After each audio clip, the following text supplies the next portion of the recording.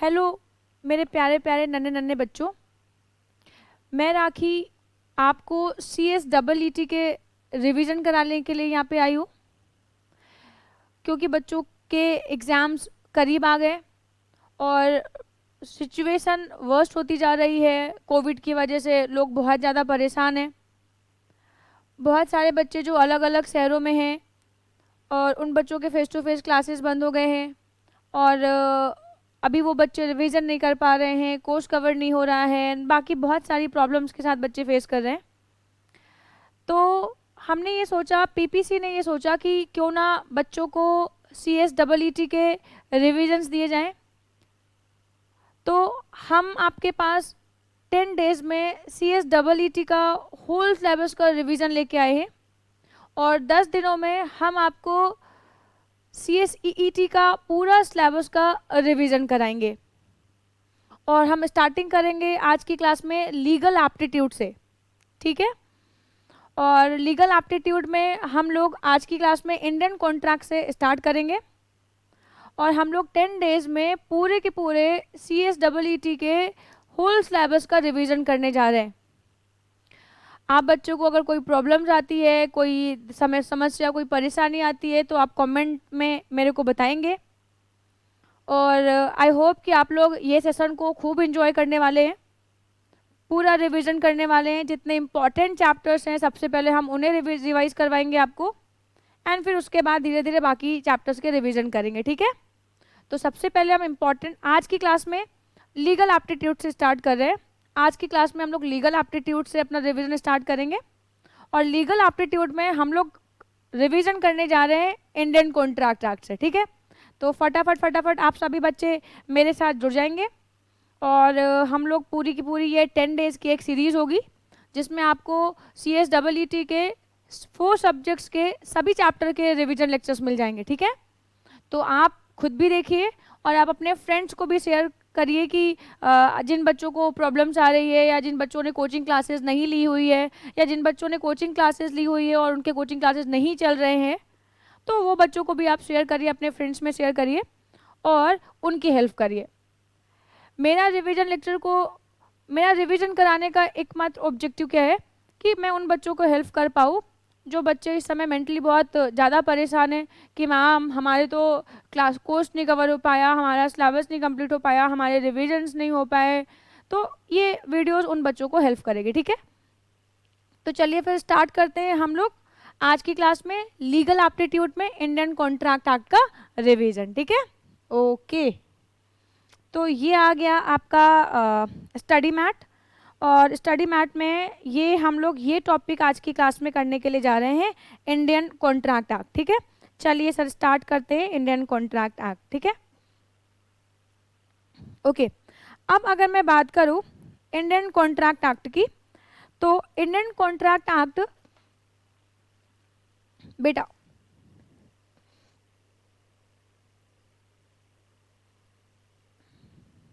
Indian contract act ये 1872 है, ठीक है।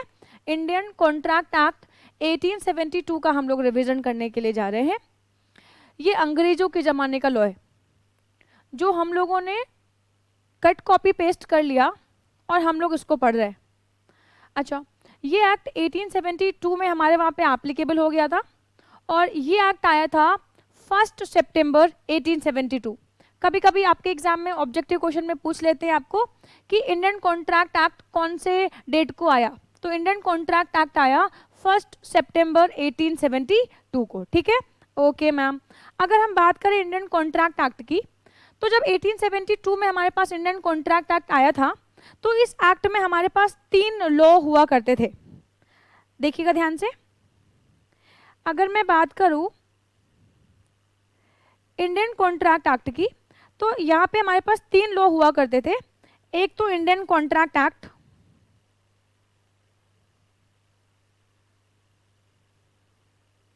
एक हमारे पास पार्टनरशिप एक्ट और हमारे पास सेल्स ऑफ गुड्स एक्ट। जब 1872 में ये लॉ को हमने हमारे वहाँ पे एप्लीकेबल करवाया तो ये इंडियन कॉन्ट्रैक्ट एक्ट में ये 3 लॉ हुआ करते थे। इंडियन कॉन्ट्रैक्ट एक्ट खुद, इंडियन पार्टनरशिप एक्ट और सेल्स ऑफ गुड्स एक्ट। फिर ईयर 1930 में सेल्स ऑफ गुड्स एक्ट का अलग लॉ पास हो गया। 1932 में हमारे पास पार्टनरशिप एक्ट अलग पास हो गया और इंडियन कॉन्ट्रैक्ट एक्ट 1872 ये एज इट इज रह गया। ठीक है, ओके। अब अगर मैं बात करूं तो आप लोगों के CSEET के सिलेबस में सिर्फ और सिर्फ आप लोगों को इंडियन कॉन्ट्रैक्ट एक्ट ही पढ़ना है। इंडियन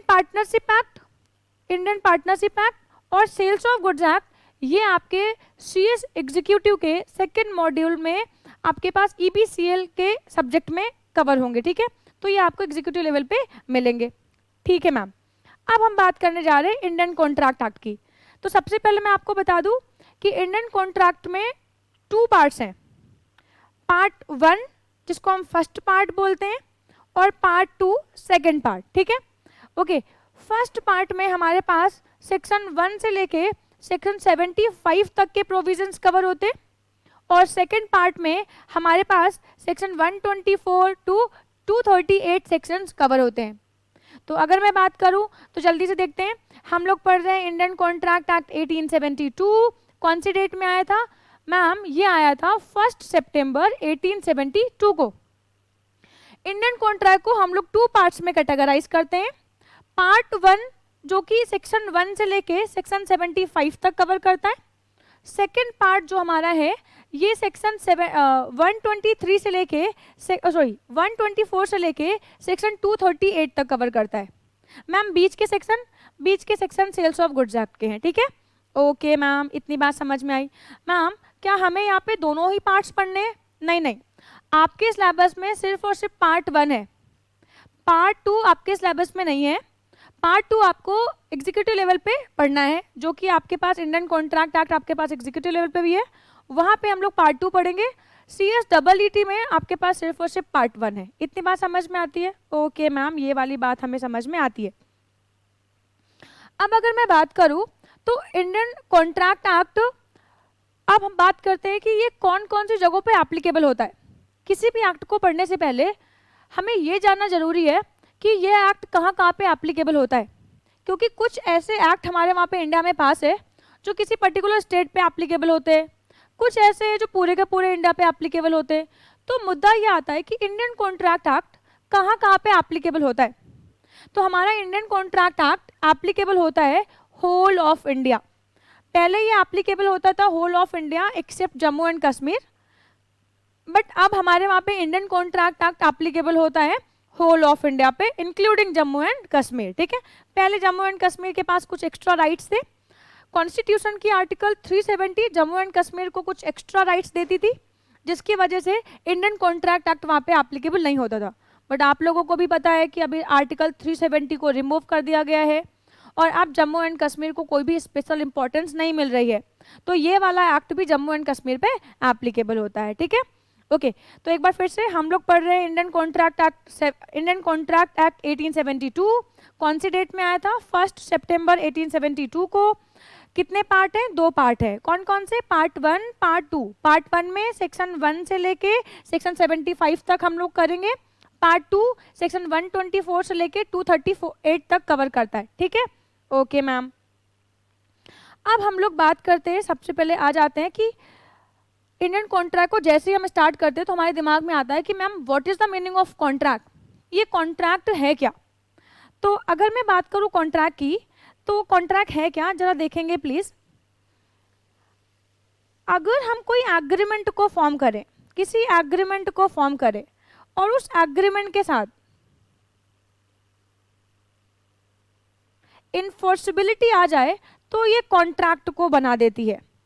किसी एग्रीमेंट के साथ अगर इन्फोर्सिबिलिटी आ जाए तो ये कॉन्ट्रैक्ट को फॉर्म करता है। जब हम इंडियन कॉन्ट्रैक्ट एक्ट स्टार्ट करते हैं तो सबसे पहले दिमाग में आता है ना कि what is the meaning of contract, ये कॉन्ट्रैक्ट क्या होता है। तो अगर मैं बात करूं कॉन्ट्रैक्ट की, एक एग्रीमेंट जिसमें इन्फोर्सिबिलिटी आती है उसको हम लोग बोलते हैं कॉन्ट्रैक्ट। ठीक है, एक एग्रीमेंट जिसमें इन्फोर्सिबिलिटी आती है उसको हम लोग बोलते हैं कॉन्ट्रैक्ट। ठीक है, ओके। कॉन्ट्रैक्ट को इंडियन कॉन्ट्रैक्ट एक्ट के सेक्शन 2 क्लॉज H में डिफाइन किया। सेक्शन 2 क्लॉज H में डिफाइन किया। अच्छा, मैं आपको एक बात और बता दूं। हाँ जी मैम, बता दो। मोस्ट ऑफ द एक्ट का सेक्शन 1 उस एक्ट की एप्लीकेबिलिटी के बारे में बात करता है।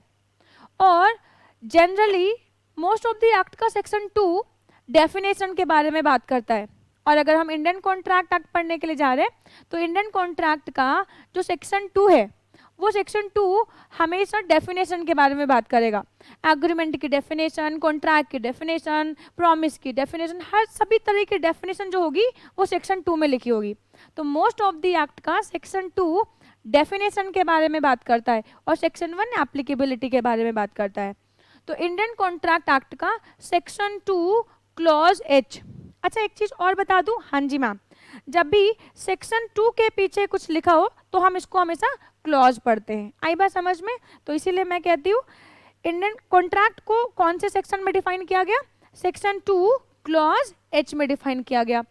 और क्या डिफाइन किया गया, क्या है कॉन्ट्रैक्ट? सेक्शन 2 क्लॉज एच में कहा गया N agreement which is enforceable by law, N agreement which is enforceable by law is a contract. अब क्वेश्चन अराइज होता है कि भाई हमें कॉन्ट्रैक्ट तो पता चल गया कि कॉन्ट्रैक्ट का मतलब एग्रीमेंट और इन्फोर्सेबिलिटी, तो मैम एग्रीमेंट क्या है ये बता दीजिए। एग्रीमेंट आइए देखते हैं, हम यहाँ देखते हैं, ठीक है, मेरे साथ साथ देखिएगा, आपके एग्जाम में ये क्वेश्चन आ चुका है, ठीक है, आपके CSEET के एग्जाम में ये क्वेश्चन आ चुका है, तो मेरे साथ देखेंगे, ठीक है, अच्छे से देखिएगा प्लीज ध्यान से। ऑफर प्लस एक्सेप्टेंस, जब हम इनको मिलाते हैं, जब इनको ऐड कर दे तो ये बन जाएगा हमारा एग्रीमेंट। और जब एग्रीमेंट के साथ इन्फोर्सेबिलिटी आ जाती है तो ये बन जाता है हमारा कॉन्ट्रैक्ट। तो इसका मतलब है एग्रीमेंट क्या होता है? एग्रीमेंट को देखिएगा मेरी बात ध्यान से, कॉन्ट्रैक्ट को डिफाइन किया गया सेक्शन 2 क्लॉज एच में, एग्रीमेंट को डिफाइन किया गया सेक्शन 2 क्लॉज ई में, ठीक है, ऑफर को डिफाइन किया गया सेक्शन 2 क्लॉज ए में, एक्सेप्टेंस को डिफाइन किया गया सेक्शन 2 क्लॉज बी में, ठीक है। आप परेशान मत होइएगा, सेक्शंस आपको भी याद हो जाएंगे, ठीक है, ओके। तो कॉन्ट्रैक्ट हमें समझ में आया, आपके एग्जाम में क्वेश्चन भी आया कि कॉन्ट्रैक्ट क्या होता है? An agreement which is enforceable by law is a contract. अब आता है कि एग्रीमेंट क्या है? मैंने कहा ऑफर और एक्सेप्टेंस जब आपस में मिलते हैं तो ये बनाते हैं एग्रीमेंट को। तो आइए देख लेते हैं कि कैसे बनता है एग्रीमेंट, ठीक है।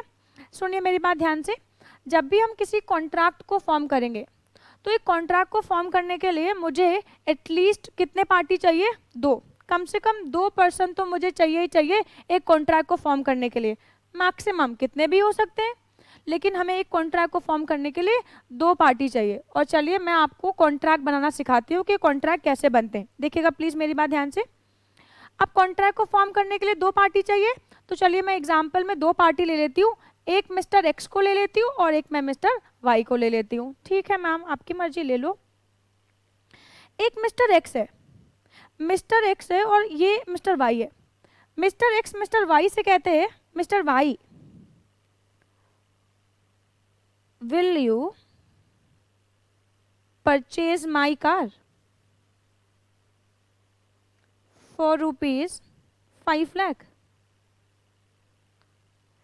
मिस्टर एक्स ने मिस्टर वाई से पूछा कि Mister Y, will you purchase my car for rupees 5 lakh?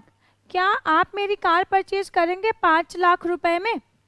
Mister Y said yes, Mister Y said yes, I will purchase your car, मैं आपकी कार परचेज करूंगा। तो अभी मिस्टर एक्स ने मिस्टर वाई से कुछ पूछा ना, तो मिस्टर एक्स का मिस्टर वाई से कुछ पूछना ये हो जाता है ऑफर। तो इसका मतलब ये है कि मिस्टर एक्स ने किया ऑफर, ये हो गया ऑफर। मिस्टर वाई ने अपनी विलिंगनेस दी इस पे, तो मिस्टर वाई की साइड से ये जो यस है ये क्या हो गया? Acceptance, acceptance. और जब ऑफर और एक्सेप्टेंस आपस में मिल जाते हैं तो ये बनाते हैं एग्रीमेंट को। जब ऑफर और एक्सेप्टेंस आपस में मिलते हैं तो ये बनाते हैं एग्रीमेंट। इसका मतलब ये कि एक्स ने वाई को प्रपोज किया, वाई को एक क्वेश्चन पूछा, वाई को एक ऑफर किया, मेरे पास एक कार है, क्या तुम उस कार को परचेज करोगे? मिस्टर वाई ने कहा यस, तो मिस्टर वाई ने उस पर अपनी विलिंगनेस दे दी, तो ये हो गई एक्सेप्टेंस। तो ऑफर भी मिल गया और एक्सेप्टेंस भी मिल गए, और ये बन गया हमारा एग्रीमेंट, ये बन गया हमारा एग्रीमेंट। ठीक है। अच्छा, ये एग्रीमेंट में इन्फोर्सिबिलिटी कैसे आती है? अगर मैं सेक्शन 10 पढ़ूंगी इंडियन कॉन्ट्रैक्ट एक्ट का, सेक्शन 10 में कुछ इसेंशियल एलिमेंट्स लिखे हैं, वो सभी के सभी इसेंशियल एलिमेंट्स अगर इस एग्रीमेंट में आ जाएंगे ना, तो फिर ये एग्रीमेंट इन्फोर्सेबल बाय लॉ हो जाएगा। तो इन्फोर्सिबिलिटी कैसे आएगी, इस बात को जानने के लिए हम लोग सेक्शन 10 पे मूव करेंगे। फिलहाल हमारी अभी हम क्या सीख रहे हैं, अभी हम सीख रहे हैं कि ये एग्रीमेंट क्या है। तो एग्रीमेंट आप लोगों को समझ में आया कि एक ऑफर और एक एक्सेप्टेंस जब आपस में मिल जाते हैं तो ये एग्रीमेंट को बनाते हैं। ऑफर का मतलब एक ऐसा स्टेटमेंट जो किसी दूसरी पर्सन की विलिंगनेस को ऑप्ट करने के लिए फॉर्म करे, और एक्सेप्टेंस क्या है, उस पर विलिंगनेस जो पर्सन देता है, जिसकी कंसेंट को ऑप्ट करने की बात कर रहे हैं, तो फिर ये क्या हो जाएगा हमारा एक्सेप्टेंस। अच्छा, आइए एक बात और बताऊँ आपको, जो पर्सन ऑफर कर रहा है इस पर्सन को हम प्यार से बोलेंगे ऑफरर, और जिस पर्सन को वो ऑफर कर रहा है, मिस्टर एक्स जिस पर्सन को ऑफर कर रहे हैं, इसको हम लोग क्या बोलेंगे, इसको हम लोग प्यार से बोलेंगे ऑफरी। ठीक है। तो ऑफरर जब ऑफरी को कुछ ऑफर करे, कोई स्टेटमेंट फर्निश करे, और ऑफरी जब उस पर अपनी विलिंगनेस दे दे, तो उसको हम लोग बोलेंगे एक्सेप्टेंस, और जब ये दोनों चीजें मिलेंगी तो ये बन जाएगा एग्रीमेंट। आई बात समझ में? तो अगर मैं बात करूं कि what is the meaning of contract, तो आपके एग्जाम के लिए ये इंपॉर्टेंट है, आप अच्छे से पढ़िएगा। ऑब्जेक्टिव क्वेश्चंस आपके एग्जाम में आ चुका है, जरा देखते हैं कि आपकी बुक में क्या लिखा हुआ है। वही लिखा हुआ है जो मैंने बताया है, देखते हैं। सेक्शन 2 क्लॉज एच में डिफाइन। ओके मैम, क्या हम ये सेक्शन याद कर लें? बिल्कुल याद कर लीजिए, ये तो बेसिक सेक्शन है, पूरा एक्ट आपको पढ़ना है। कौन से सेक्शन में कॉन्ट्रैक्ट की डेफिनेशन लिखी हुई है ये तो आपको पता ही होना चाहिए। ओके मैम, तो इंडियन कॉन्ट्रैक्ट एक्ट का सेक्शन 2 क्लॉज एच डिफाइन करता है कॉन्ट्रैक्ट को। क्या डिफाइन करता है? An agreement. हम याद कर लेंगे, ठीक है, हम याद कर लेंगे। N agreement which is enforceable by law, N agreement which is enforceable by law is a contract. एक एग्रीमेंट जिसमें इन्फोर्सिबिलिटी आ जाती है वो कॉन्ट्रैक्ट बन जाते हैं। हाँ मैम, समझ में तो आ गई हमें ये बात। देखिएगा, N agreement which is enforceable by law is a contract. अब देखिएगा ध्यान से, ये डेफिनेशन दो चीजों को कवर करती है। पहला तो एग्रीमेंट को कवर करती है, दूसरा इन्फोर्सिबिलिटी को कवर करती है। तो मैंने तो आपके लिए पहले ही एक फॉर्मूला तैयार कर दिया था, कि agreement plus enforceability equal to contract. I hope कि आपको ये बात याद रहेगी। आपके एग्जाम के लिए बहुत इंपॉर्टेंट डेफिनेशन है, आपके एग्जाम में भी आ चुकी है, तो आपको ये चीज अपने दिमाग में रखनी है कि कॉन्ट्रैक्ट क्या होता है। An agreement which is enforceable by law, agreement plus enforceability equal to contract. Okay ma'am, तो जैसे ही कॉन्ट्रैक्ट की डेफिनेशन खत्म होती है तो एग्रीमेंट वाला क्वेश्चन आता है ना दिमाग में। तो what is the meaning of agreement, ये एग्रीमेंट क्या होता है? तो मैंने आपसे कहा ना कि offer plus acceptance equal to agreement. अच्छा, अब मेरी बात को ध्यान से सुनिएगा। सेक्शन 2 क्लॉज ई में हम लोग डिफाइन करते हैं एग्रीमेंट को। तो मैंने आपको बताया ऑफर प्लस एक्सेप्टेंस ये बनाते हैं हमारे एग्रीमेंट को, लेकिन जब आप डेफिनेशन पढ़ेंगे ना तो उसमें लिखा होगा प्रॉमिस। बहुत ध्यान से समझना, एग्रीमेंट की डेफिनेशन एग्जाम में ये भी आ चुकी है, तो एग्रीमेंट क्या है? एन एग्रीमेंट, एग्रीमेंट क्या है? प्रॉमिस और set of promise forming consideration for each other is called an agreement. Oh ma'am, लेकिन आपने तो कहा था कि ऑफर और एक्सेप्टेंस मिलके एग्रीमेंट बनते हैं, तो यहाँ पे तो गड़बड़ हो गई, यहाँ पे तो आप कुछ और बता रहे हैं। तो मैंने कहा 2E में डिफाइन किया गया है प्रॉमिस और set of promise forming consideration for each other is called an agreement. अभी दिखाती हूँ मैं, ये तो मैंने फॉर्मूला बना रखा है। आइए यहाँ पे देखिए, क्या प्रॉमिस और सेट ऑफ प्रॉमिस आ रहे हैं कि नहीं आ रहे हैं? मेरी बात को ध्यान से सुनना। मिस्टर एक्स ने मिस्टर वाई को ऑफर किया कि will you purchase my car. Mister Y said yes. तो अब जैसे ही मिस्टर वाई ने यस कहा, इसका मतलब ये है मिस्टर एक्स के साइड से एक प्रॉमिस आ गया कि मैं तुम्हें अपनी कार बेचूंगा, और मिस्टर वाई के साइड से एक प्रॉमिस आ गया कि मैं आपकी कार परचेज करूंगा। भाई अब तो आपने कहा है ना कि मैं परचेज करूंगा, और मिस्टर एक्स ने पूछा था कि क्या तुम मेरी कार परचेज करोगे। इसका मतलब ये है कि मिस्टर एक्स अपनी कार बेचना चाहते थे मिस्टर वाई को, और मिस्टर वाई ने यस कह दिया। तो एक प्रॉमिस बनता है मिस्टर एक्स के साइड से। जैसे ही मिस्टर वाई ने ऑफरी ने अपनी विलिंगनेस दी, तुरंत के तुरंत मिस्टर एक्स के साइड से एक प्रॉमिस बन जाता है कि यस मैं आपको अपनी कार बेचूंगा, और मिस्टर वाई के साइड से भी एक प्रॉमिस होता है कि मैं आपकी कार परचेज करूंगा। तो प्रॉमिस एक प्रॉमिस मिस्टर एक्स के साइड से, एक प्रॉमिस मिस्टर वाई के साइड से। तो प्रॉमिस और सेट ऑफ प्रॉमिस, मतलब दो प्रॉमिस हो गए तो हम कह सकते हैं set of promise. Forming consideration, जो कंसिडरेशन को फॉर्म करके रखे। मैम कंसिडरेशन क्या होता है? कंसिडरेशन का मतलब होता है something in return. Consideration Indian contract act के सेक्शन 2 क्लॉज डी में डिफाइन किया जाता है। कंसिडरेशन शब्द एक लैटिन वर्ड से आया है, जिसका Latin word quid pro Q से आया है। ये भी आपके एग्जाम का आया हुआ क्वेश्चन है। कंसिडरेशन एक लैटिन शब्द है, लैटिन शब्द से आया है, लैटिन शब्द से जनरेट किया गया है। Quid pro Q, quid pro Q से आया है। क्विड प्रो क्यू का मतलब होता है something in return. Mister X Mister Y के लिए कुछ करेंगे, और मिस्टर वाई मिस्टर एक्स के लिए कुछ करेंगे। मिस्टर वाई का मिस्टर एक्स को 5 लाख रुपीस का पे करना, 5 लाख रुपीस का पे करना, ये मिस्टर वाई के साइड से कंसिडरेशन है, something in return. Mister X car दे रहे हैं मिस्टर वाई को, तो मिस्टर वाई क्या दे रहे हैं? 5 लाख रुपीस। तो मिस्टर वाई के साइड से क्या रिटर्न में मिल रहा है? 5 लाख। मिस्टर एक्स के साइड से क्या मिल रहा है? कार। तो कुछ ना कुछ रिटर्न में आपस में दोनों लोग कुछ ना कुछ एक्सचेंज कर रहे हैं। ये जो एक्सचेंज हो रहा है ना, यही तो है कंसिडरेशन। तो मैंने कहा सेक्शन 2 क्लॉज ई में डिफाइन किया गया एग्रीमेंट को। क्या डिफाइन किया गया? प्रॉमिस और set of promise forming consideration for each other is called an agreement. दो प्रॉमिस जब मिलते हैं और उन प्रॉमिस में जब कंसिडरेशन होता है, तो इस तरीके के प्रॉमिस हमेशा एग्रीमेंट को फॉर्म करते हैं। आइए देखते हैं कि क्या यही बात लिखी हुई है। चलिए बेटा, बहुत अच्छे से मैं सब फॉर्मूले बना के आपको समझा रही हूँ, ठीक है। ये फॉर्मूले आपको अपने दिमाग में रखने हैं ताकि आपके ऑब्जेक्टिव क्वेश्चन एग्जाम में हो जाए, ठीक है। आइए देखिए, an agreement gives birth to a contract. आपको तो पता है agreement plus enforceability equal to contract, ठीक है। एज पर सेक्शन 2 क्लॉज ई, अब देखो सेक्शन आ गया ना, 2 क्लॉज ई आ गया, ठीक है ma'am. The Indian contract act every promise, अब इस डेफिनेशन को अंडरलाइन करेंगे, है ना, आप लोगों की इंस्टीट्यूट के मॉड्यूल से मैं पढ़ा रही हूँ। देखिएगा क्या कहते हैं, every promise and every set of promise forming the consideration for each other is an agreement. तो एग्रीमेंट क्या है? प्रॉमिस और सेट ऑफ प्रॉमिस। और प्रॉमिस कैसे बनते हैं? जब ऑफर और एक्सेप्टेंस मिलते हैं तब क्या बनता है? तब प्रॉमिस बनता है ना। चलिए, तो अगर मैं बात करूं तो देखिएगा ध्यान से, अब यहाँ पे आगे देखिएगा, आगे वही चीज आएगी जो मैंने बताया है। when the person to whom the proposal is made, अब ये प्रपोजल क्या होता है? जो ऑफर है वही प्रपोजल होता है।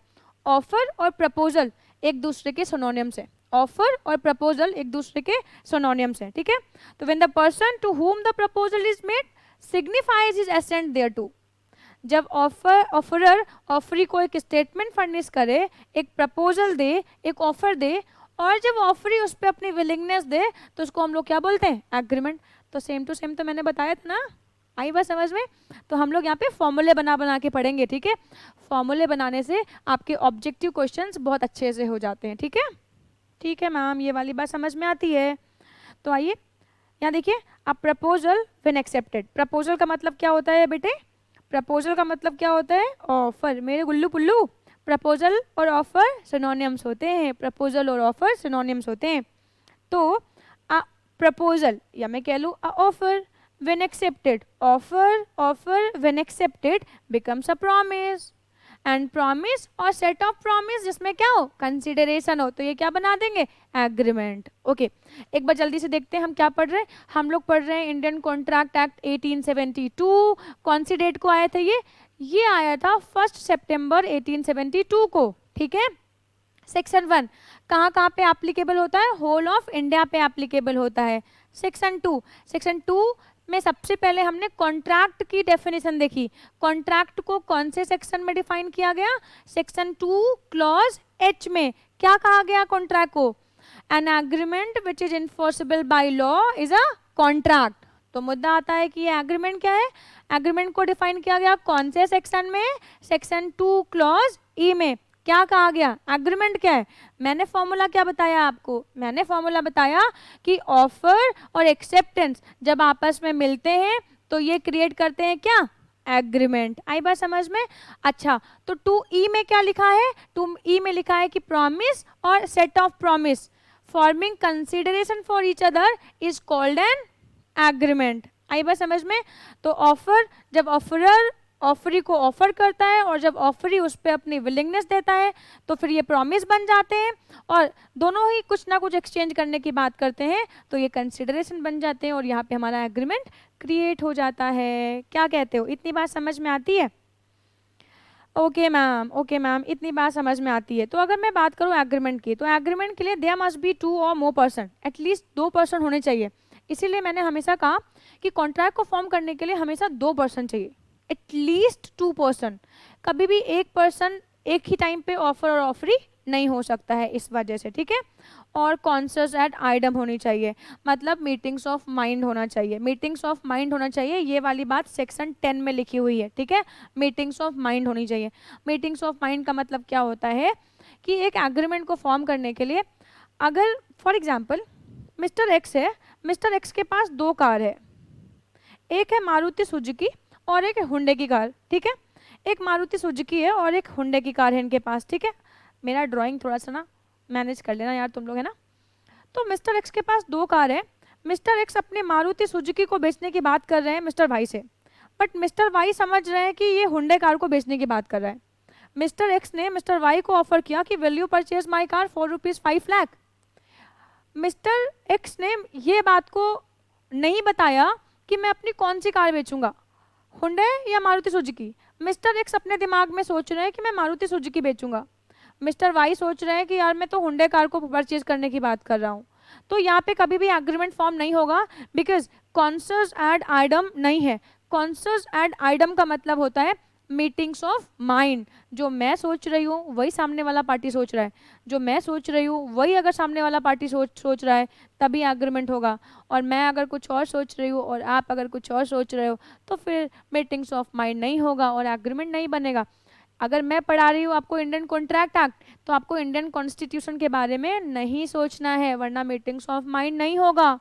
मैं आपको कुछ और देना चाहती हूँ और आप मुझसे कुछ और डिमांड कर रहे हो, तो ऐसा नहीं हो सकता, एग्रीमेंट फॉर्म नहीं होगा। आई बात समझ में। आप सुनिएगा मेरी बात ध्यान से। हम लोगों ने क्या पढ़ा, हम लोगों ने पढ़ा कॉन्ट्रैक्ट क्या होता है, हम लोगों ने पढ़ा एग्रीमेंट क्या होता है। सुनिएगा मेरी बात को ध्यान से। जब भी 2 पार्टीज के बीच में कॉन्ट्रैक्ट बनेगा, कॉन्ट्रैक्ट को पहचानने का तरीका क्या होगा, आपको हमेशा एक चीज़ फील करनी होगी, ऑब्लिगेशंस। अगर दोनों पार्टीज के ऊपर ऑब्लिगेशंस हैं तब तो ये कॉन्ट्रैक्ट है, और अगर दोनों पार्टीज के ऊपर ऑब्लिगेशंस नहीं है तो ये कॉन्ट्रैक्ट नहीं है। कॉन्ट्रैक्ट को पहचानने का तरीका कि क्या आपके ऊपर ऑब्लिगेशंस आ रहे हैं, अगर आपके ऊपर ऑब्लिगेशंस आ रहे हैं तो ये कॉन्ट्रैक्ट है, और अगर ऑब्लिगेशंस नहीं आ रहे हैं तो ये कॉन्ट्रैक्ट तो नहीं होगा, ठीक है। ओके मैम, तो ये वाले एग्जाम्पल में देखते हैं कि क्या यहाँ पे ऑब्लिगेशंस भी आ रहे हैं क्या। मिस्टर एक्स ने मिस्टर वाई को कहा कि will you purchase my car for ₹5 lakh. Mister Y said yes. अब जैसे ही मिस्टर वाई ने यस कहा, क्या अब मिस्टर एक्स के ऊपर ऑब्लिगेशन है कि मिस्टर एक्स इस कार को बेचने के लिए बाउंड है। यस। इसका मतलब ये कि मैम मिस्टर एक्स के ऊपर ऑब्लिगेशंस आ गए। यस। मिस्टर एक्स ने कहा कि मैं आपको ये कार बेचूंगा, मिस्टर वाई ने कहा मैं भी परचेज करूंगा 5 लाख में, और बाद में मिस्टर वाई 5 लाख रुपीस नहीं देना चाहते हैं तो उन्होंने कहा कि मैं इस कार को परचेज नहीं करूंगा। क्या मिस्टर वाई इस बात के लिए मना कर सकते? नहीं। आपने हाँ कही है, तो आपने जब एक बार कह दी कि यस मैं परचेज करूंगा 5 लाख रुपीस में, तो अब आप विड्रॉ नहीं कर सकते अपनी कंसेंट को। अब आप विड्रॉ नहीं कर सकते अपनी कंसेंट को, ठीक है। तो ये केस में मिस्टर वाई के ऊपर ऑब्लिगेशन है कि आपको ये कार तो परचेज करनी ही पड़ेगी। तो ये केस में दोनों ही पार्टीज के ऊपर ऑब्लिगेशंस हैं, और दोनों ही पार्टीज के ऊपर ऑब्लिगेशंस हैं, इसका मतलब क्या है, ये कॉन्ट्रैक्ट है। आई बात समझ में? इतनी बात समझ में आ रही है? ये आपके एग्जाम में आए हुए 2 क्वेश्चन थे, कॉन्ट्रैक्ट क्या होता है और एग्रीमेंट क्या होता है, मैंने आपको ये दोनों ही बता दिए, ठीक है। अब आइए आगे मूव करते हैं, अब आगे मूव करते हैं, ठीक है। अब मेरी बात को सुनिएगा, एक पॉइंट मैं लिखने जा रही हूँ, इस बात को याद भी रखिएगा।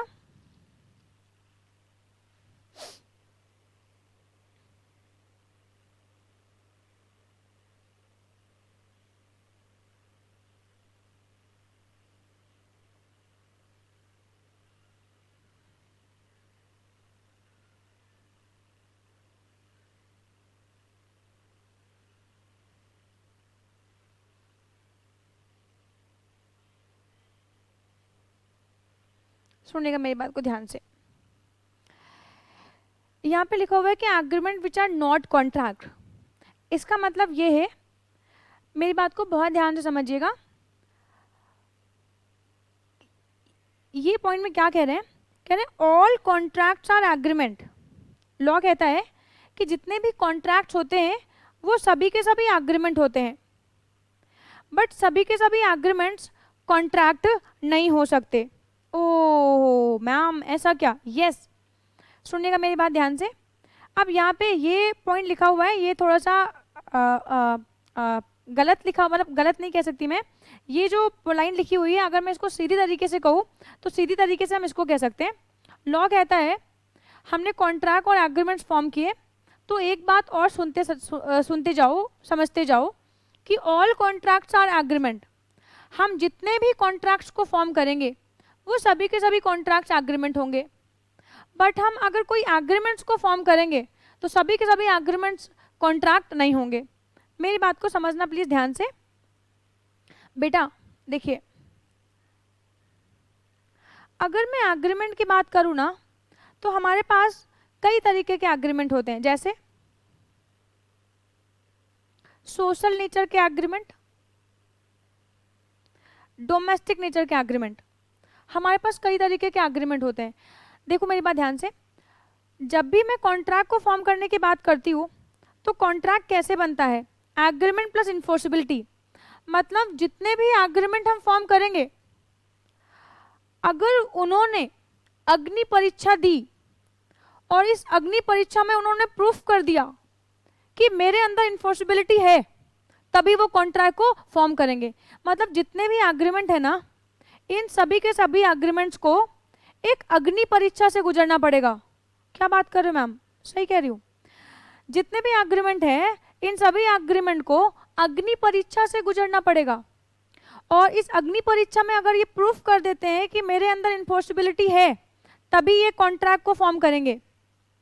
और अगर कोई भी एग्रीमेंट इस बात को प्रूफ नहीं कर पाता है, मान लो ये देखो ये आग जल रही है, ये आग जल रही है, ये आग जल रही है, और इस आग से गुजर रहा है एग्रीमेंट, और ये आग क्या है, ये आग परीक्षा ले रही है, एग्जाम ले रही है आपका कि क्या इसमें इन्फोर्सिबिलिटी है।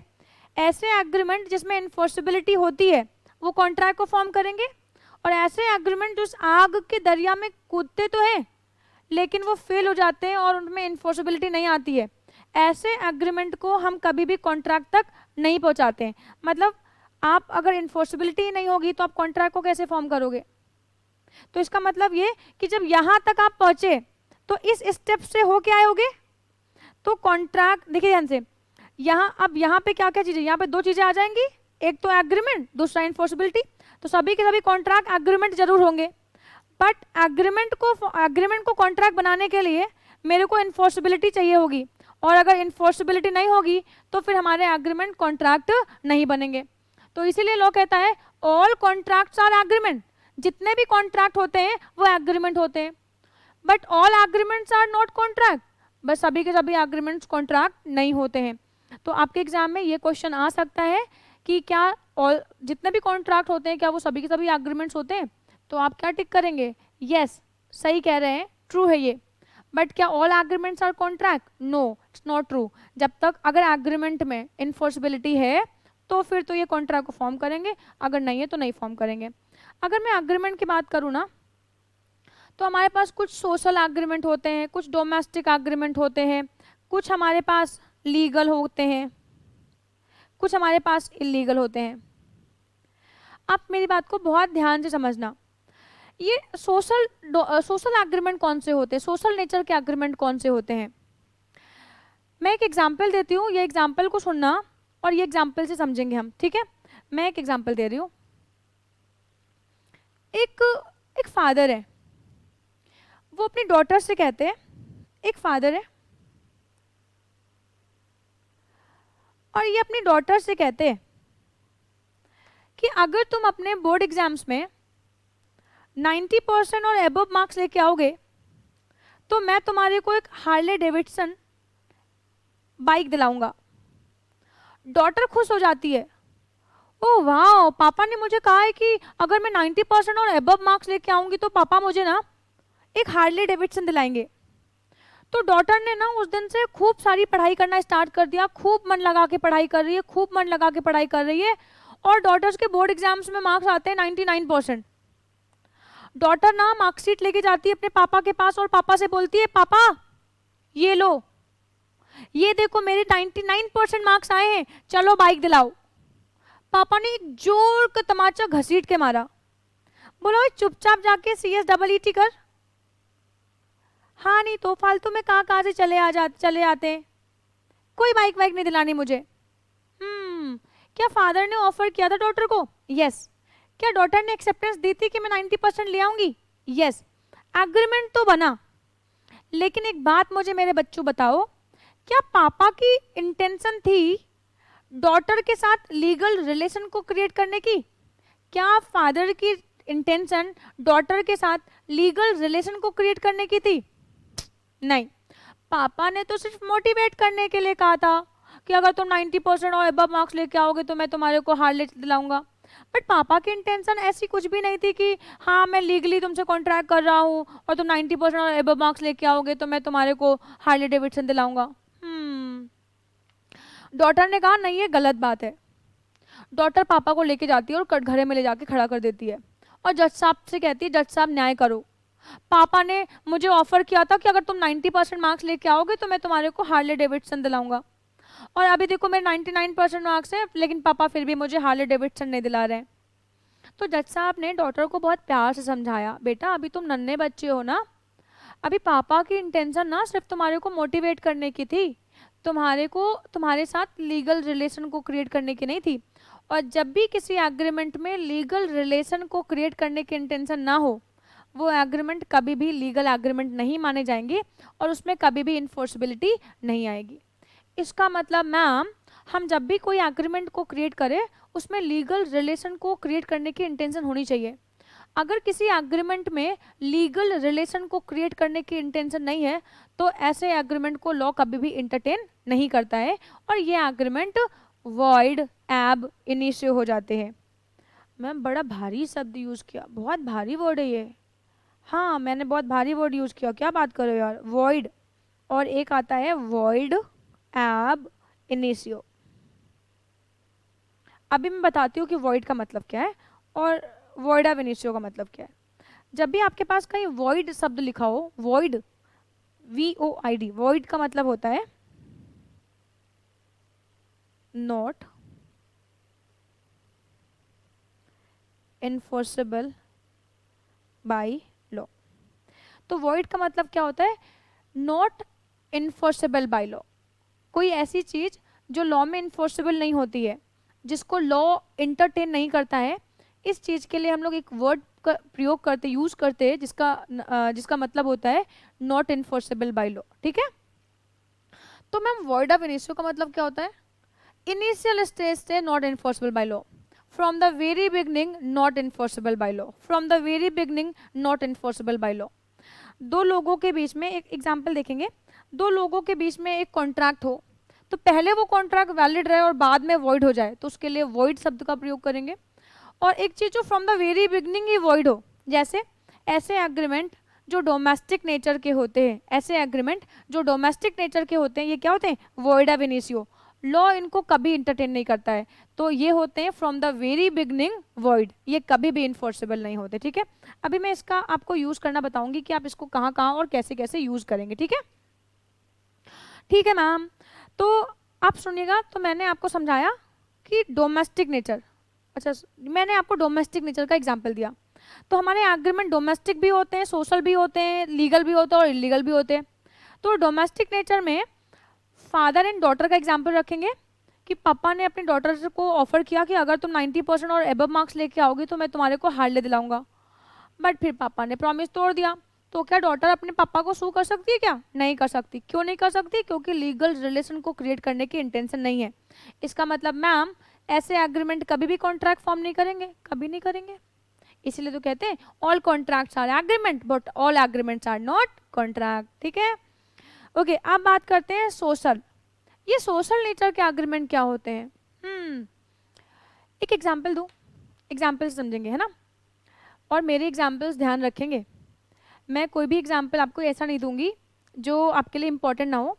ये सारे एग्जाम्पल्स मेरे आपके इंस्टीट्यूट के पूछे गए क्वेश्चंस ही हैं। ठीक है, तो मेरे सारे एग्जाम्पल्स बहुत अच्छे से ध्यान में रखेंगे, और जब आप एग्जाम में क्वेश्चंस करेंगे ना तो आपको याद आएगा कि मैम ने एग्जाम्पल्स दिए थे और वो सारे एग्जाम्पल्स यही थे, है ना। अच्छे से समझेंगे, मेरी बात को ध्यान से सुनना। एक एग्जाम्पल देती हूँ, थोड़ी सी है ना, समझेंगे ध्यान से।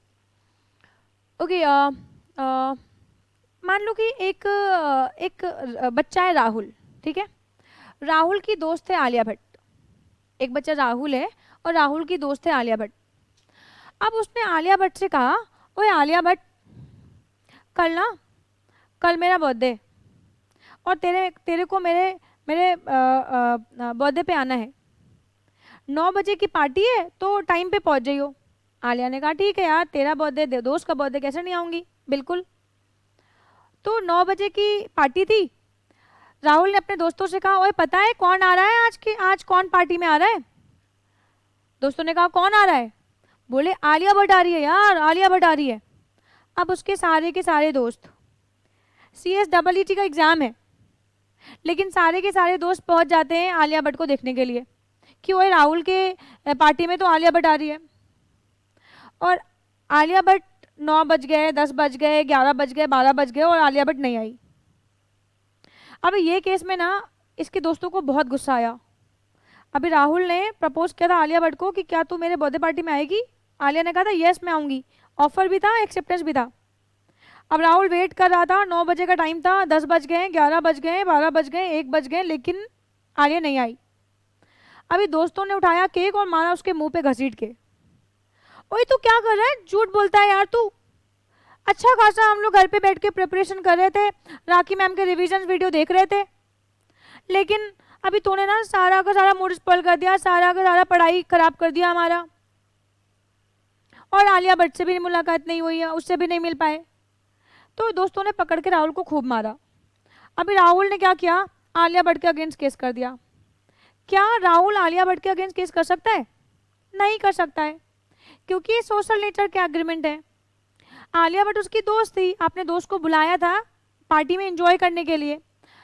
राहुल और आलिया भट्ट के बीच में लीगल रिलेशन को क्रिएट करने की इंटेंशन थोड़े ना थी, और जब तक एग्रीमेंट में लीगल रिलेशन को क्रिएट करने की इंटेंशन नहीं आएगी तब तक ऐसे एग्रीमेंट लॉ में कभी इन्फोर्सेबल ही नहीं होंगे।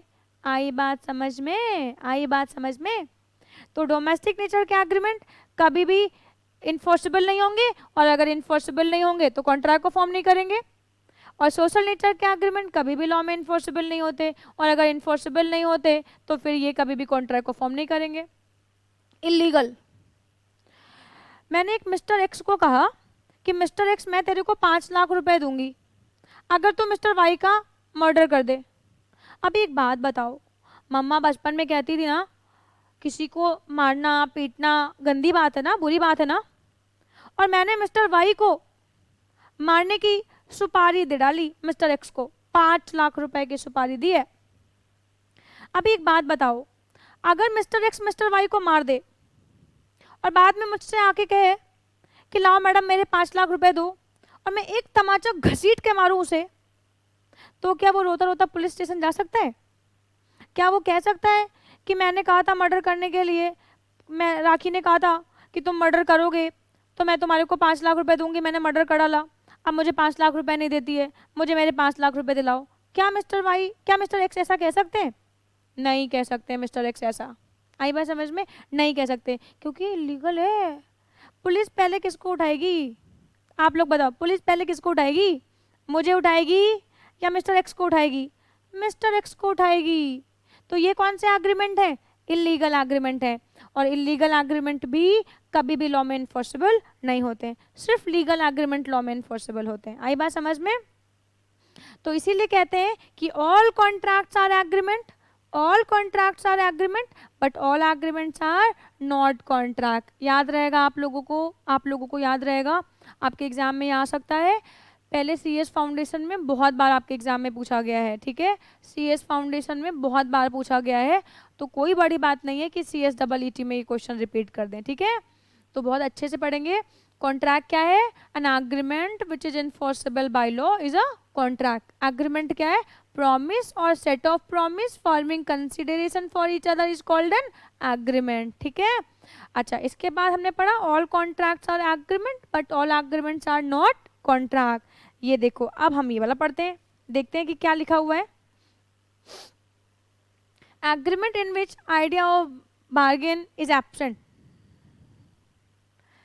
And there is no intention to create legal relation. देखो मैम ने भी क्या यही बात बताई थी, ऐसे एग्रीमेंट जहाँ पे लीगल रिलेशन को क्रिएट करने की इंटेंशन ना आए, तो ये एग्रीमेंट कभी भी कॉन्ट्रैक्ट को फॉर्म नहीं करेंगे। ऐसे एग्रीमेंट जहाँ पे लीगल रिलेशन को क्रिएट करेंगे वही कॉन्ट्रैक्ट फॉर्म होंगे, जहाँ पे लीगल रिलेशन क्रिएट नहीं होंगे वहाँ पे कॉन्ट्रैक्ट फॉर्म नहीं होंगे। तो कहते हैं there is no intention to create legal relation are not contract and these are agreement relating to social matters. तो मैंने यही तो बताया आप लोगों को, अगर मैं अपनी सोसाइटी में फॉर एग्जाम्पल मैं किसी मिस्टर एक्स को बोलती हूँ कि मिस्टर एक्स आज शाम को डिनर साथ में करेंगे, मिस्टर एक्स नहीं आते डिनर करने के लिए और मैंने बहुत सारी तैयारियां करके रखी हुई है, तो ये केस में क्या मैं मिस्टर एक्स को सू कर सकती हूँ? नहीं कर सकती। देखो, an agreement between two persons to go together to the cinema for a work does not create a legal obligations on their part to abide by, ठीक है।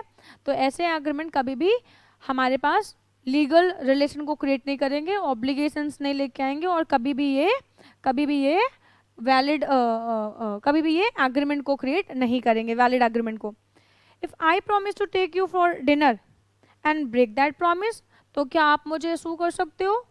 अगर मैंने आपसे कहा कि आज शाम को मैं आपके साथ कॉफ़ी पीने चलूंगी और मैं नहीं गई कॉफ़ी पीने के लिए, मेरे बच्चों के एग्जाम से मैं उनको रिवीजन करवा रही हूँ, तो क्या ये केस में आप मुझे सू कर सकते हो? क्या नहीं कर सकते हो आप मुझे सू। आई बात समझ में? अच्छा, फिर मैंने और कौन सा एग्जाम्पल दिया था? डोमेस्टिक अरेंजमेंट का, डोमेस्टिक अरेंजमेंट का, ठीक है। आओ यहाँ पे देखते हैं, वेलफेयर वर्सेस वेलफेयर का एक केस हुआ था। ये केस को सुना दूं मैं, क्या हुआ था? सुना दूं मैं ये केस में क्या हुआ था? ये केस में ना एक हस्बैंड एंड वाइफ थे, एक हस्बैंड एंड वाइफ थे। अभी हस्बैंड ना अभी ना पापी पेट जो ना कराए। हस्बैंड एंड वाइफ थे, शादी हो गई, फिर हस्बैंड के ऊपर बहुत सारी जिम्मेवारियां आ गई, तो हस्बैंड ना जॉब करने के लिए 7 समंदर पार चला गया। पहले ज़माने में ऐसा होता नहीं था कि लोग 7 समंदर पार जाके नौकरी करके खूब सारा पैसा लेके आते थे। तो हस्बैंड ना 7 समंदर पार चला गया जॉब करने के लिए और वाइफ घर में अकेली रहती थी। हस्बैंड रहता नहीं था, वो अकेली रहती थी, वो पूरा दिन, हस्बैंड तो जॉब में था, वाइफ फ्री थी। फिर वाइफ का किसी से अफेयर हो गया। अभी वाइफ ना किसी के साथ अफेयर हो गया, वाइफ ने अपने हस्बैंड को चीट किया। जब हस्बैंड ना जॉब के लिए जा रहा था तो हस्बैंड ने वाइफ को कहा था कि मैं एक सर्टेन सम ऑफ मनी तुम्हें हर महीने को दूंगा। हस्बैंड ने वाइफ को कहा था कि मैं तुम्हें सर्टेन सम ऑफ मनी हर महीने दूंगा, और हस्बैंड चला गया और सर्टेन सम ऑफ मनी वो अपनी वाइफ को हर महीने भेज देता था। यहाँ पे हस्बैंड जॉब पे गया, यहाँ पे वाइफ धोखा दे डाला, बेटा धोखा दे डाला। तो फिर ये केस में जब वेलफेयर को पता चलता है कि वो मेरी वाइफ जिसे मैं हर महीने इतने पैसे भेज रहा हूँ वो मुझे चीट कर रही है यार, चीट कर रही है। हस्बैंड ने पैसे देना बंद कर दिया। सही तो किया हस्बैंड ने। वाइफ को ना बहुत बुरा लगा। वाइफ ने कहा पैसे देते हो कि नहीं देते हो, और दोनों में लड़ाई झगड़ा हो जाता है और ये केस पहुंच जाता है कोर्ट में। और कोर्ट में जज साहब कहते हैं कि हस्बैंड ने वाइफ को प्रॉमिस किया, ये डोमेस्टिक नेचर का एग्रीमेंट है और ये लॉ में इन्फोर्सेबल नहीं होगा। अब देखिए, एक हस्बैंड था जो कि वर्किंग था, had agreed in writing to pay a housekeeping allowances to his wife living in England. On receiving information that she was unfaithful, cheating किया उसने, cheating किया to him, he stopped the allowances, और उसने अपनी wife को जो पैसे देना स्टार्ट किया था वो बंद कर दिया। It was held to be entitled to do so. This was a mere domestic arrangement with no intention to create legal binding relations, therefore there was no contract. ठीक है, तो ये बेलफेयर वर्सेस बेलफेयर का contract बहुत famous हुआ था। इसमें एक हस्बैंड है जो जॉब करने के लिए 7 समंदर पार जाता है और उसकी वाइफ उसकी गैर मौजूदगी में उसके साथ धोखा करती है और किसी और के साथ उसका अफेयर हो जाता है। ये केस में हस्बैंड ने जो पैसे देने की बात कही थी वाइफ को, वो उसके बाद डिनाई करता है और पैसे नहीं देता है, और ये केस कोर्ट में जाता है और कोर्ट में जज साहब कहते हैं बिल्कुल सही है, सही किया उसने। हालांकि वो तो अलग बात है। लॉ क्या कहता है? लॉ कहता है कि हस्बैंड ने वाइफ को कुछ पैसे देने की बात कही थी, प्रॉमिस किया था, बट क्योंकि अभी जो वाइफ है वो उसके हस्बैंड ने वाइफ को पैसे देने की बात कही थी, ये एक डोमेस्टिक नेचर का एग्रीमेंट है, ये कोई लीगल एग्रीमेंट नहीं था। यहाँ पे हस्बैंड की इंटेंशन वाइफ के साथ लीगल रिलेशन को क्रिएट करने की नहीं थी, इसलिए वाइफ इस कॉन्ट्रैक्ट को सू नहीं कर पाएगी। और बेलफेयर ने सही किया, और बेलफेयर ने वैसे भी सही किया है ना। चलो, तो इतनी बात समझ में आई। All contracts are not agreement but all contracts are agreement but all agreements are not contract. ठीक है, अच्छा क्यों? क्योंकि agreement relating to social matter, domestic या इलीगल, ये कभी भी वैलिड कॉन्ट्रैक्ट को क्रिएट नहीं करते हैं। ठीक है मैम, ये तो हमें समझ में आ गया, ये तो हमें समझ में आ गया। अब देखो यहाँ क्या कह रहे हैं, आपकी बुक क्या कहती है, हालांकि मैं बता चुकी हूँ अब, लेकिन आपकी बुक से एक एक लाइन अच्छे से पढ़ेंगे ना हम। टू कॉन्स्टिट्यूट अ कॉन्ट्रैक्ट, एक कॉन्ट्रैक्ट को फॉर्म करने के लिए the parties must intend to create a legal relationship.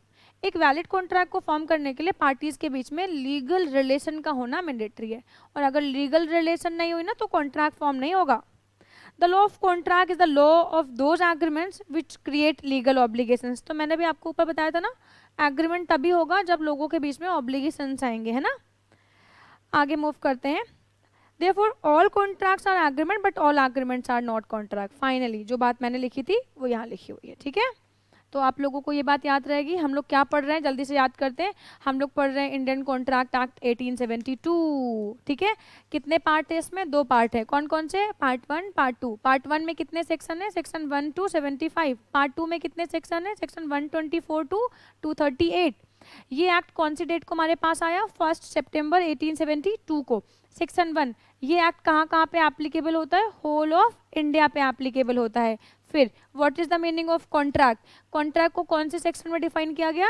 Section 2 clause H में डिफाइन किया गया। क्या कहा गया? कॉन्ट्रैक्ट क्या होता है? An agreement which is enforceable by law is a contract. तो agreement plus enforceability equal to contract. कौन से सेक्शन में? 2 क्लॉज H में। ठीक है, फिर एग्रीमेंट क्या है? एग्रीमेंट को डिफाइन किया गया सेक्शन 2 क्लॉज ई में। क्या कहा गया? प्रॉमिस और सेट ऑफ प्रॉमिस, प्रॉमिस और set of promise forming consideration for each other is called an agreement. आई बात समझ में? फिर मैंने फॉर्मूला क्या बनाया था?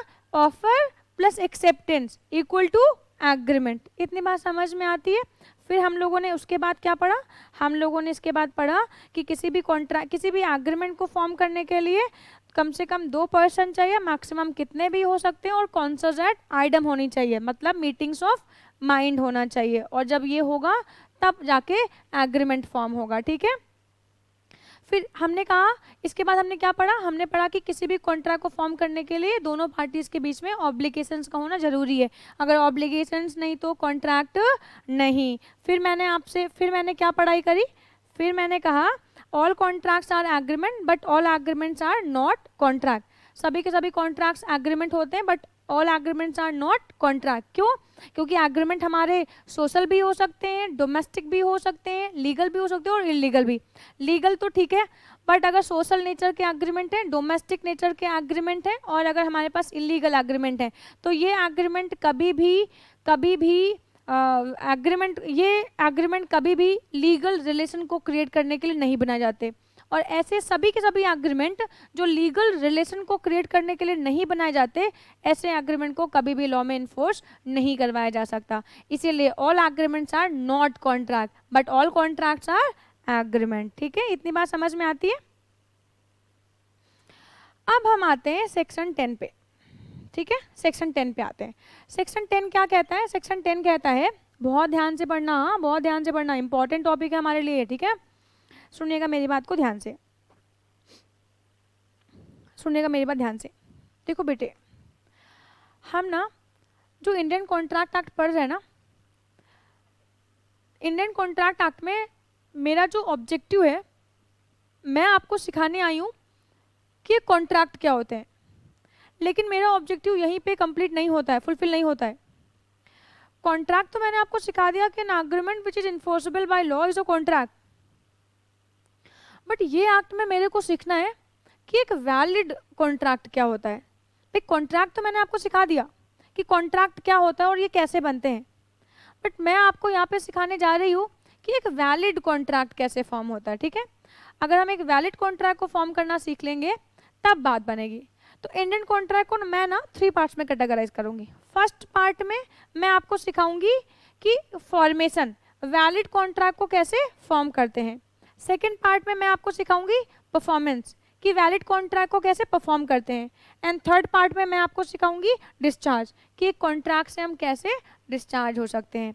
तो इस पूरे एक्ट में हम 3 पार्ट्स को कवर करेंगे। फर्स्ट पार्ट में क्या, फर्स्ट पार्ट में हम कवर करेंगे कि एक वैलिड कॉन्ट्रैक्ट को कैसे फॉर्म करते हैं, दूसरे पार्ट में कवर करेंगे कि एक वैलिड कॉन्ट्रैक्ट को कैसे परफॉर्म करते हैं, और तीसरे पार्ट में कवर करेंगे कि एक वैलिड कॉन्ट्रैक्ट को कैसे डिस्चार्ज करते हैं। क्या कहते हो, आई बात समझ में?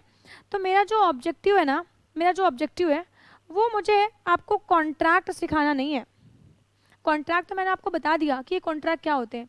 मेरा जो ऑब्जेक्टिव है वो है कि एक वैलिड कॉन्ट्रैक्ट कैसे बनता है। मेरा जो ऑब्जेक्टिव है वो क्या है, एक वैलिड कॉन्ट्रैक्ट कैसे बनता है। ठीक है, तो आइए सर सीखते हैं कि वैलिड कॉन्ट्रैक्ट कैसे फॉर्म होता है।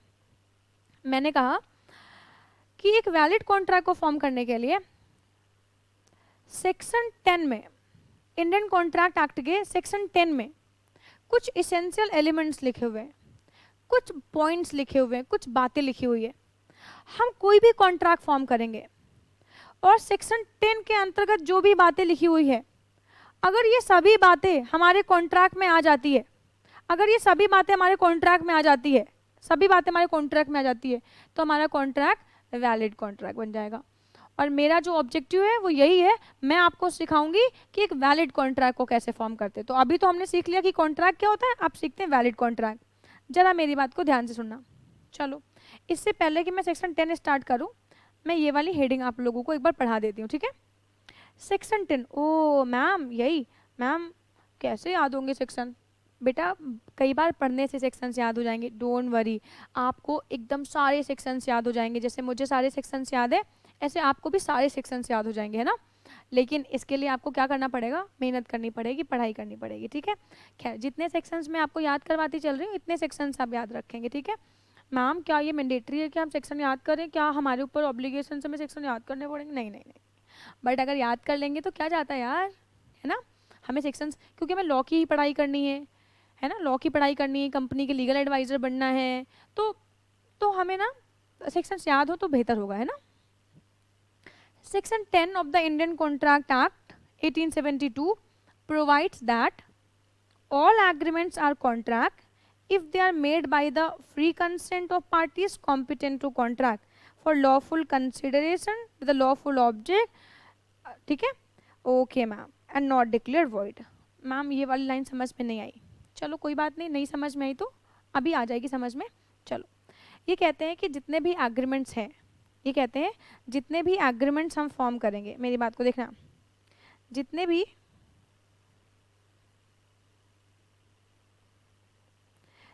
एग्रीमेंट को हम फॉर्म करेंगे, अगर उन एग्रीमेंट्स में फ्री कंसेंट हो, अभी फ्री कंसेंट क्या होती है बस मैं बताती हूँ अभी। ठीक है, जितने भी पार्टीज हैं उसमें वो कॉम्पिटेंट हो, जो ऑफर और जो कंसिडरेशन है वो लॉफुल हो, ठीक है, वो लॉफुल हो, और वो डिक्लेयर्ड वॉइड ना हो, तो ऐसे कॉन्ट्रैक्ट वैलिड कॉन्ट्रैक्ट को फॉर्म करेंगे, ठीक है, ऐसे कॉन्ट्रैक्ट वैलिड कॉन्ट्रैक्ट को फॉर्म करेंगे। बट हम एक एक बातें अच्छे से पढ़ेंगे, ठीक है, मुझे ये चीज़ आपको सिखानी है, और ये चीज़ अगर आप यहाँ पे अच्छे से पढ़ लेंगे तो ये आपको एग्जीक्यूटिव लेवल पे भी हेल्प करेगा। तो मेरे बच्चों प्लीज़ इसको हल्के में मत लेना, क्योंकि ये यहाँ से लेके आपके मॉड्यूल 2 तक आपको हेल्प करेगा, ठीक है, तो इसको बहुत अच्छे से पढ़ना है, एक एक पॉइंट को अपने दिमाग में एकदम अच्छे से बिठा लेना है, ठीक है। ओके, देखिएगा ध्यान से। किसी भी वैलिड कॉन्ट्रैक्ट को फॉर्म करने के लिए सबसे पहले मेरे पास होना चाहिए एक वैलिड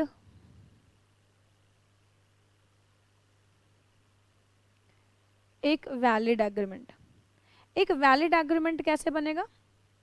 वैलिड एग्रीमेंट को बनाने के लिए मुझे 2 पर्सन चाहिए, एक चाहिए ऑफरर, मेरे साथ लिखेंगे, फिर मैं अपना रफ कर दूंगी, आप अपनी कॉपी में लिख के रखेंगे। दूसरा क्या चाहिए? ऑफरी। एक ऑफरर चाहिए और एक ऑफरी चाहिए, ठीक है, और ये एग्रीमेंट करेंगे लीगल चीज़ों पे, सॉरी, हमारे एग्रीमेंट डोमेस्टिक और सोशल या इलीगल नहीं होने चाहिए, ठीक है। तो हमारा सबसे पहले एक वैलिड कॉन्ट्रैक्ट को फॉर्म करने के लिए सेक्शन 10 क्या कहता है? मेरे पास एक वैलिड एग्रीमेंट होना चाहिए। और वैलिड एग्रीमेंट बेटा कैसे बनेगा? एक ऑफरर होना चाहिए, एक ऑफरी होना चाहिए, ठीक है, उनके बीच में लीगल रिलेशन को क्रिएट करने की इंटेंशन हो, तो ये बन जाएगा हमारा एक वैलिड एग्रीमेंट, ठीक है। तो क्या कहते हैं?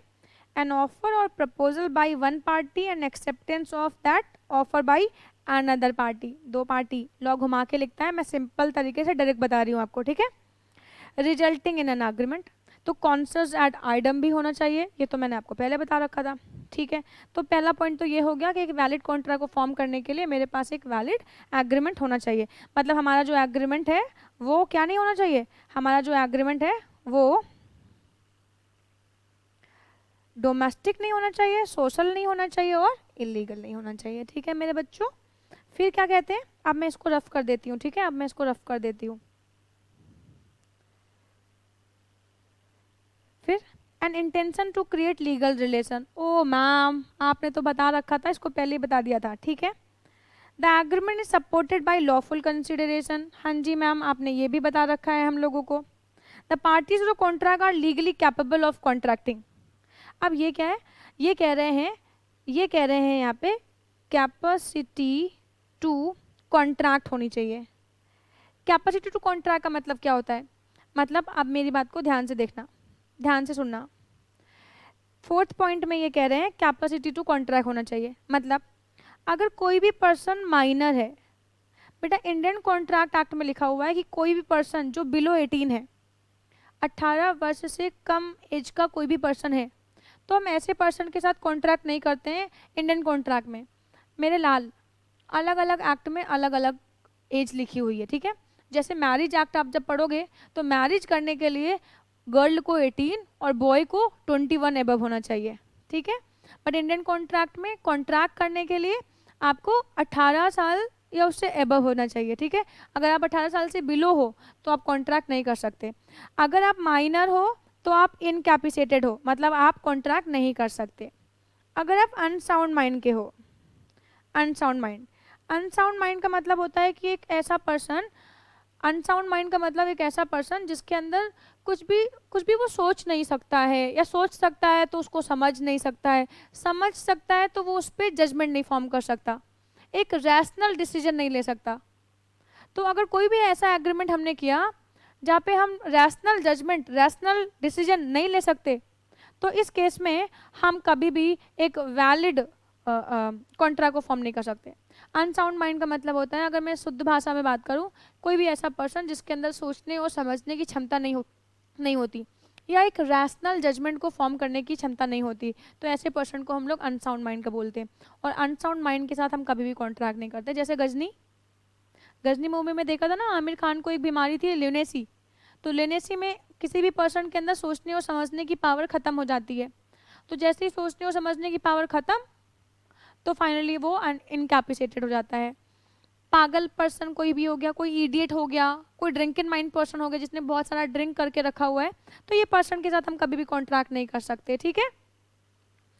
अच्छा, कोई भी एलियन एनिमी है, कोई भी ऐसा पर्सन जो एलियन एनिमी है, या कोई भी ऐसा पर्सन जो इसको लॉ ने कहा है ओए तुम कॉन्ट्रैक्ट नहीं कर सकते, डिक्लेयर्ड है कि तुम्हारे साथ कॉन्ट्रैक्ट किए गए वॉइड हो जाएंगे, डिस्क्वालीफाइड पर्सन हो, ठीक है, तो ये केस में आपके साथ हम कॉन्ट्रैक्ट नहीं कर सकते।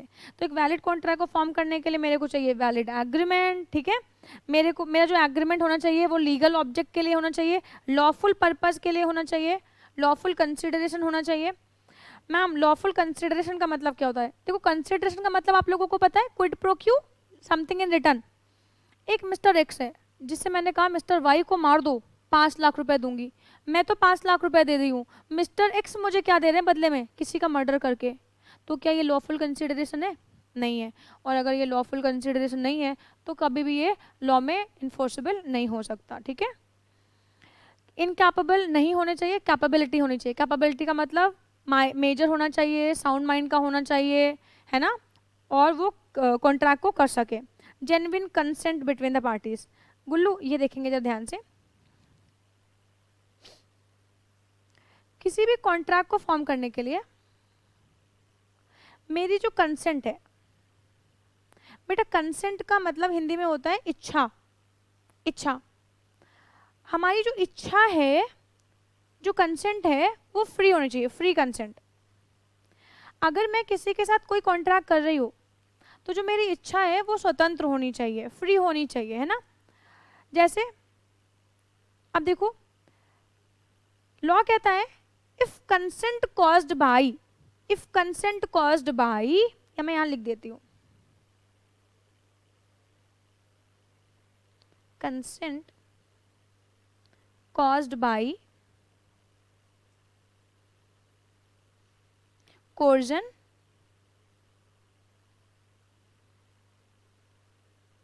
undue influence,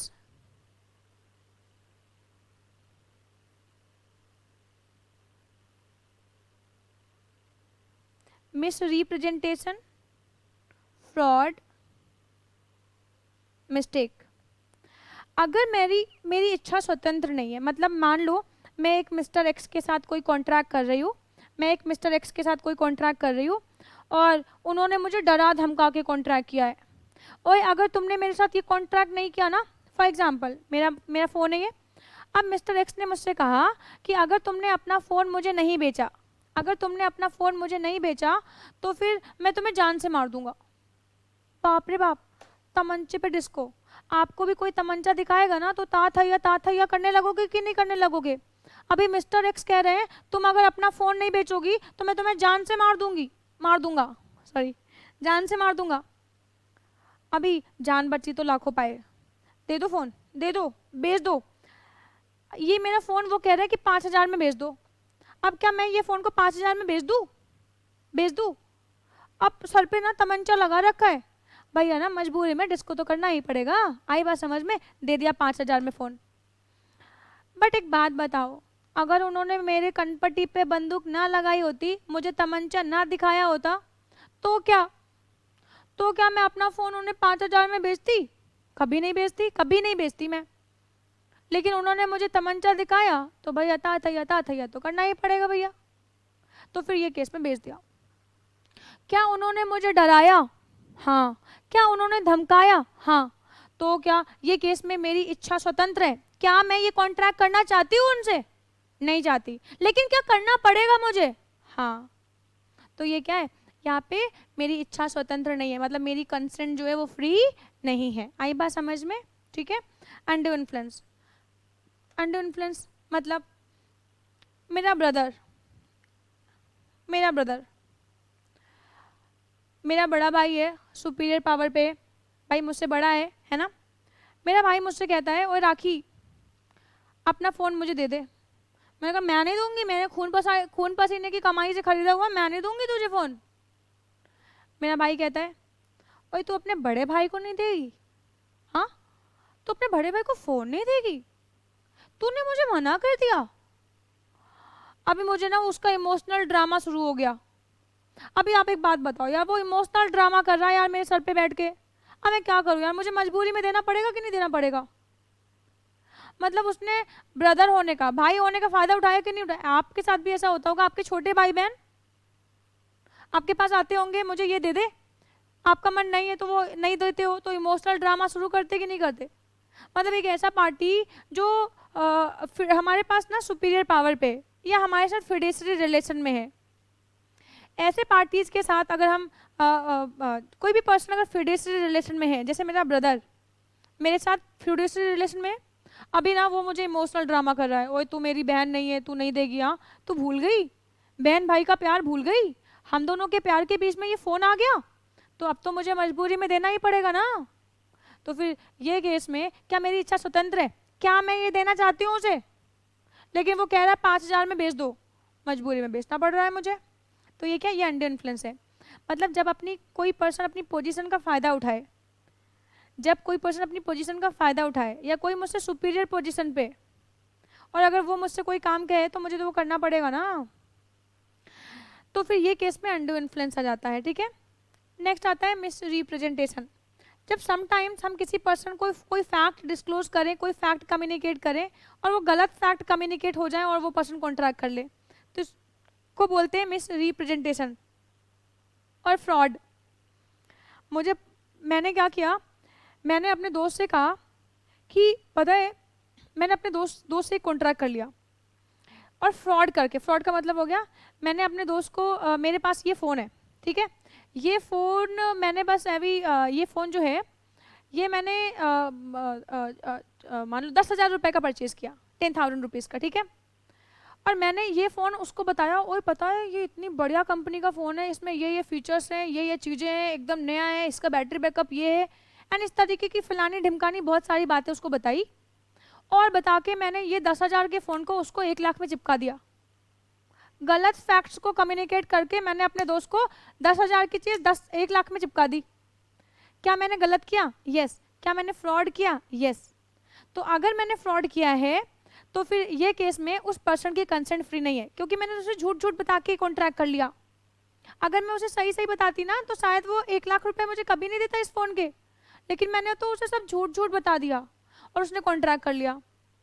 तो ये केस में हमारी कंसेंट फ्री नहीं होती है। और मिस्टेक, बाय मिस्टेक अगर गलती से हमसे कोई हमने कुछ और समझ के किसी से कोई कॉन्ट्रैक्ट कर लिया तो मिस्टेक, तो ये केस में लॉ कहता है ये केस में कभी भी हमारी कंसेंट फ्री नहीं होती है, और अगर हमारी कंसेंट फ्री नहीं है तो कभी भी ये वैलिड कॉन्ट्रैक्ट को फॉर्म नहीं करेगा। तो वैलिड कॉन्ट्रैक्ट को फॉर्म करने के लिए मेरे को एक वैलिड एग्रीमेंट चाहिए, है ना, मेरे को लॉफुल रिलेशन को क्रिएट करने के लिए एग्रीमेंट चाहिए, लॉफुल कंसिडरेशन चाहिए, जिस पर्सन से मैं कॉन्ट्रैक्ट कर रही हूँ उसके अंदर कैपेबिलिटी होनी चाहिए और उसकी कंसेंट फ्री होनी चाहिए। If consent caused by coercion, undue influence, miss representation, fraud, mistake, तो ये केस में कभी भी वैलिड कॉन्ट्रैक्ट फॉर्म नहीं होगा।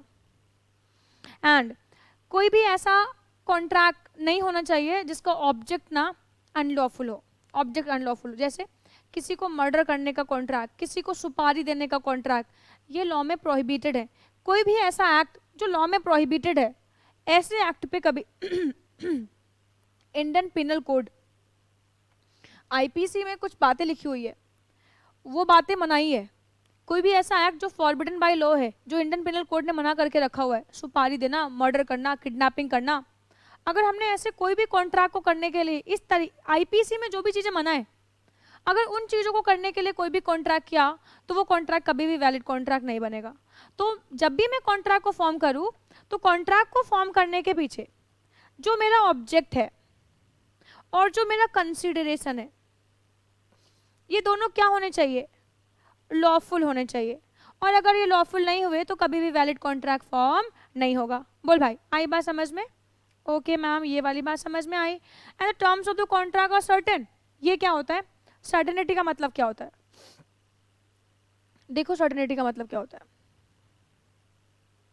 देखना मेरा एक एग्जांपल देखना, ये एग्जांपल आपके एग्जाम का आया हुआ क्वेश्चन है। सर्टेनिटी का मतलब, एक मिस्टर एक्स है और एक मिस्टर वाई है। मिस्टर एक्स मिस्टर वाई से कहते हैं will you purchase my car, क्या कुछ मिसिंग है इसमें? Mister Y said yes, offer हो गया, एक्सेप्टेंस हो गई, क्या ये एग्रीमेंट बन गया? क्या ये लॉ में इन्फोर्सेबल होगा? नहीं। एक्सेप्टेंस तो हो गई।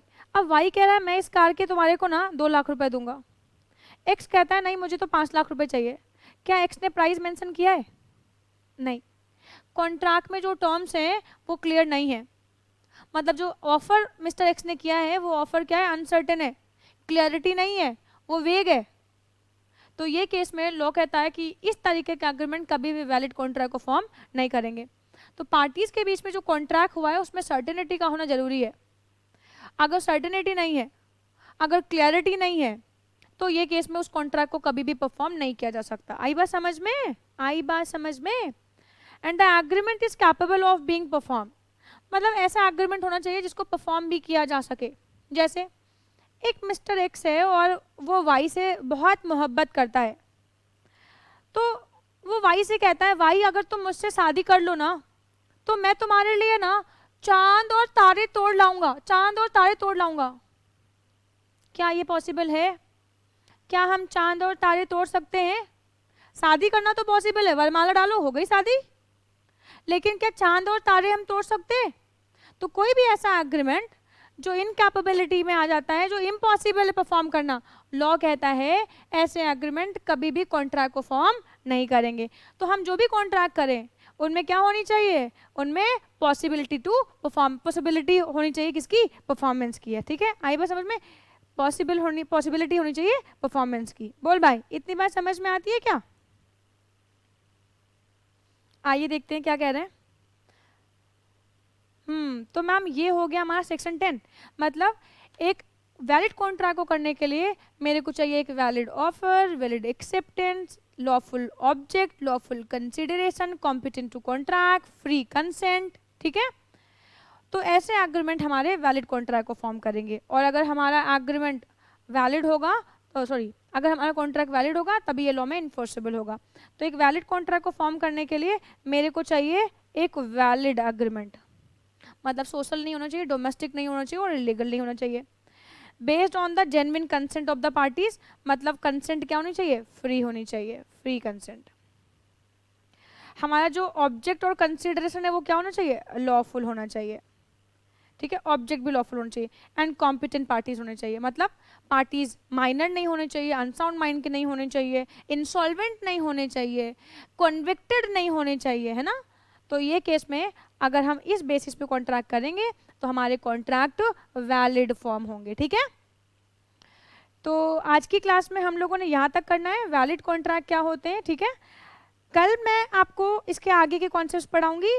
मेरे साथ आप बने रहेंगे इस पूरी की पूरी सीरीज में और मैं आपको बना दूंगी लॉ मास्टर। ठीक है, तो आप मेरे साथ जुड़े रहेंगे और मेरी वीडियोस को प्रॉपर अच्छे से देखेंगे, नोट्स तैयार करेंगे। और आपके जो फ्रेंड्स हैं जिनको लॉ में प्रॉब्लम होती है, या आपके कोई फ्रेंड्स हैं जो CSEET कर रहे हैं और उन्हें कोई अच्छा गाइडेंस नहीं मिल रहा है, तो आप मेरे वीडियो को उन्हें शेयर कर सकते हैं। ठीक है, ताकि उनकी हेल्प हो सके। ठीक है, मेरा भी ऑब्जेक्टिव सिर्फ और सिर्फ इतना ही है कि वो बच्चे जो इस समय घर पे हैं, कोचिंग क्लासेस नहीं ले पा रहे हैं और CSEET के एग्ज़ाम्स उनके नज़दीक आ चुके हैं, तो ऐसे बच्चों को मैं अपने साइड से थोड़ी सी हेल्प कर पाऊँ। ठीक है, तो ये पूरी सीरीज़ आप लोग देखिएगा, आपको बहुत मज़ा आने वाली है और डेफिनेटली हम आपको पास करवाएंगे। हमारे PPC में अगर मैं बात करूँ तो CSEET का रिजल्ट हर बार लगभग 100% ही जाता है। तो ये पूरी सीरीज़ देखेंगे, आपका रिजल्ट भी डेफिनेटली अच्छा और पॉजिटिव आएगा, फेवर में आएगा। ठीक है, और ये वीडियो को लाइक भी कर दीजिएगा, शेयर करिएगा फ्रेंड्स के बीच में। ठीक है, और बाकी वीडियो के लिए हम लोग कल मिलेंगे, तब तक के लिए टाटा बाय बाय। ठीक है, आप लोग ख्याल रखिएगा अपना, स्वस्थ रहिएगा और पॉजिटिव सोचिएगा। माहौल बहुत ख़राब है, चीज़ें वर्स्ट से वर्स्ट सिचुएशन बनती जा रही है, बहुत मार्केट में नेगेटिविटी है, बहुत चीज़ें ख़राब हो चुकी हैं, लेकिन कोई दिक्कत की बात नहीं है। लाइफ में अच्छे और बुरे सभी तरीके के दिन आते हैं ना। तो ये सिचुएशन ख़राब है, हमें इसमें क्या रहना, पॉजिटिव रहना है, हेल्दी खाएंगे, हेल्दी रहेंगे, हेल्दी सोचेंगे, अच्छा सोचेंगे। ठीक है, और लोगों की हेल्प करेंगे। ठीक है, लोगों की हेल्प करेंगे। Bye bye.